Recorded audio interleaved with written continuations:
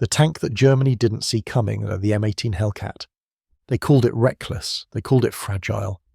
But in the hands of the men who drove it, the M18 Hellcat became something else entirely. The embodiment of American speed, daring and ingenuity.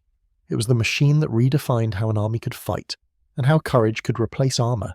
The M18 Hellcat wasn't just another tank destroyer, it was a revolution on tracks, a testament to what happens when bold ideas meet the American will to win. The story of the Hellcat begins not on the battlefield, but in the factories and design rooms of America's heartland, at the Buick Motor Division of General Motors. It was 1942 and the world was burning. The United States had been dragged into the war after Pearl Harbor. Across the Atlantic, Nazi Germany's armoured divisions, the Panzers, the Tigers, the Panthers, had carved their legend in steel and fire. Europe had fallen under the roar of their engines. The Allies needed something fast, something lethal, something unexpected. At the time, the US Army's tank destroyer doctrine was still experimental. The early M10 Wolverine had proven too slow, too heavy, and ill-suited for the kind of lightning warfare the Germans perfected. So the army issued a challenge. Build something new, something light, fast and deadly, something that could strike hard and vanish before the enemy could respond.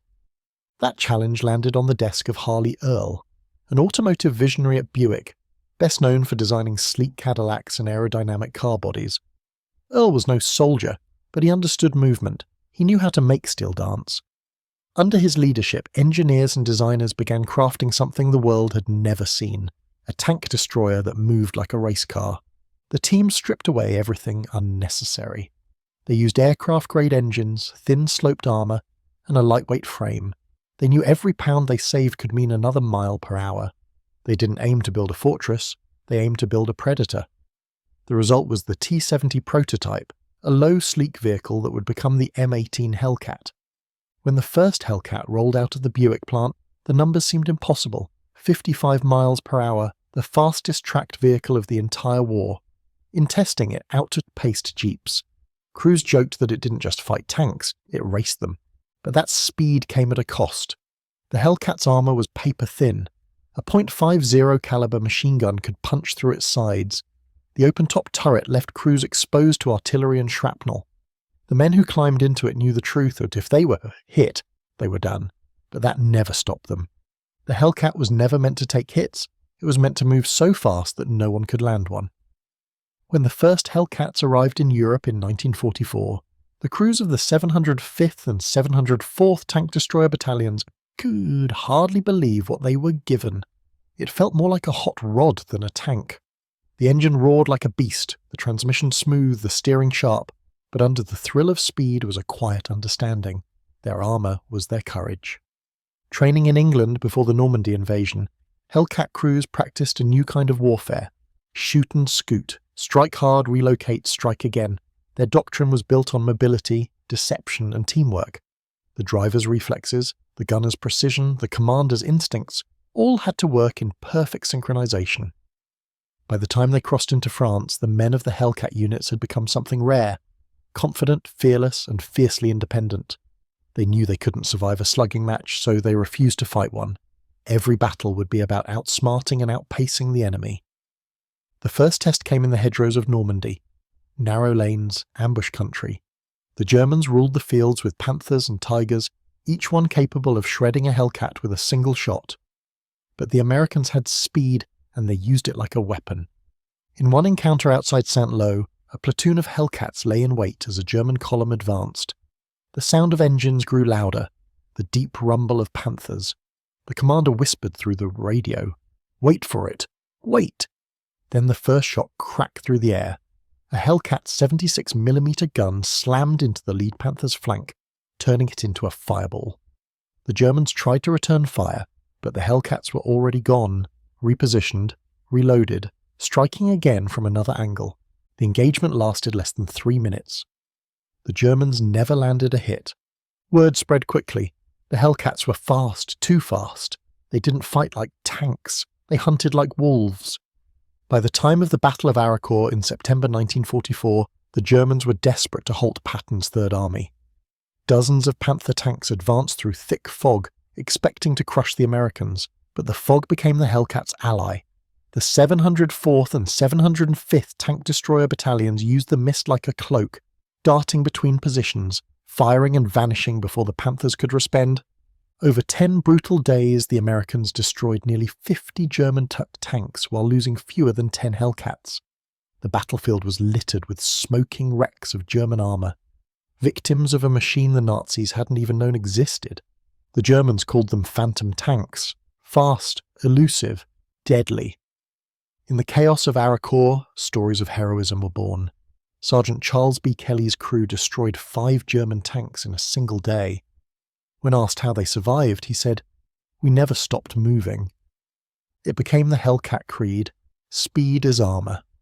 In the frozen forests of the Ardennes, the Hellcats faced their greatest challenge yet, the Battle of the Bulge. December 1944. Snow, ice, fog. The German counterattack hit with brutal force. American lines buckled, convoys were ambushed, roads were clogged with refugees and wreckage. Amid the chaos, the Hellcats roared to life.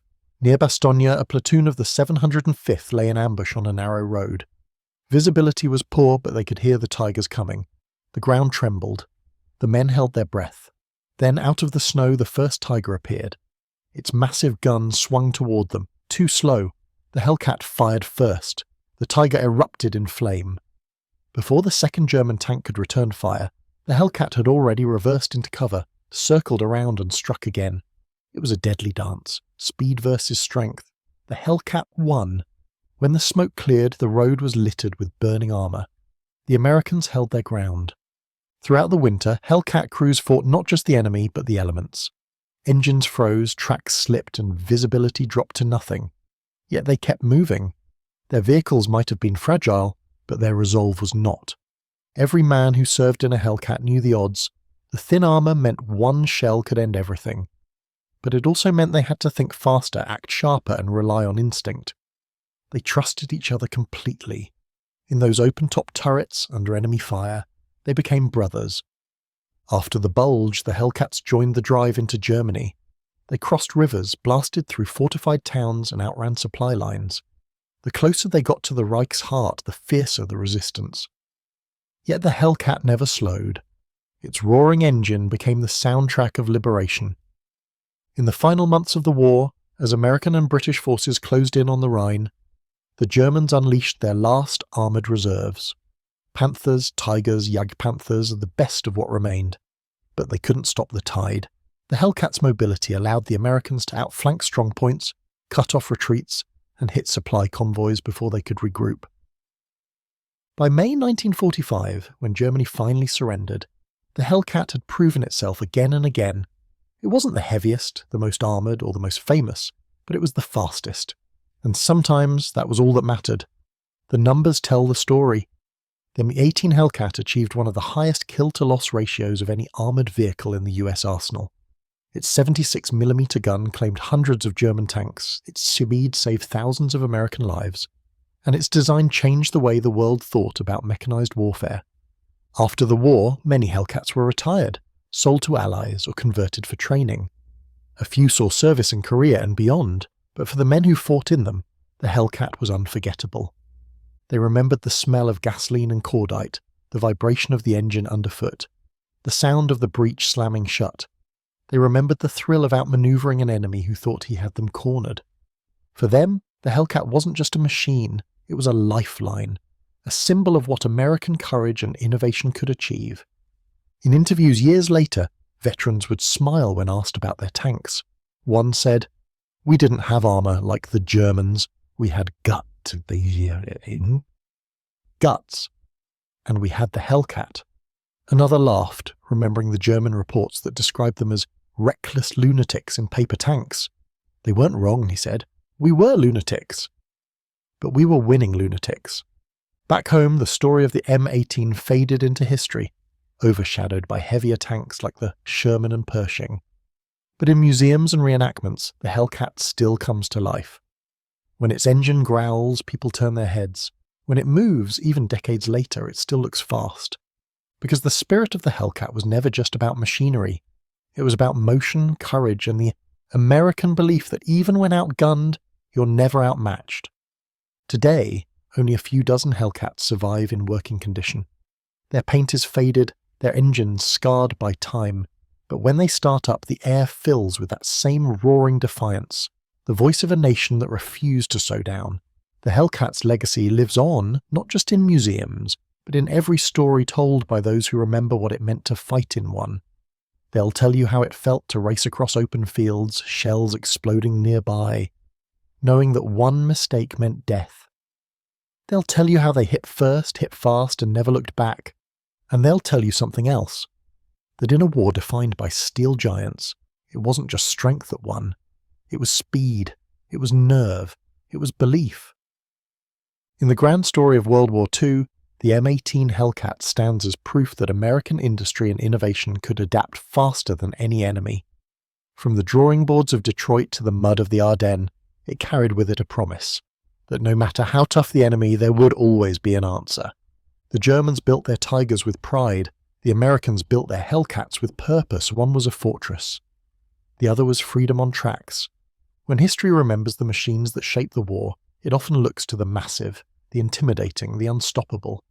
But somewhere, behind the roar of the Tigers and the shadow of the Panthers, there's another sound, the high-pitched growl of a Hellcat in motion, engine screaming, treads biting into the earth, crew ready for whatever comes next. They laughed at the Hellcat once. They thought it was too light, too fast, too fragile. They thought wrong. Because when the smoke cleared and the war was over, it was the Hellcat, that thin-skinned, fearless speed demon that had outrun them all. And in the end, it wasn't armor that won. It was courage. It was speed. It was the American spirit made of steel and fire. That was the M18 Hellcat, the tank that Germany didn't see coming.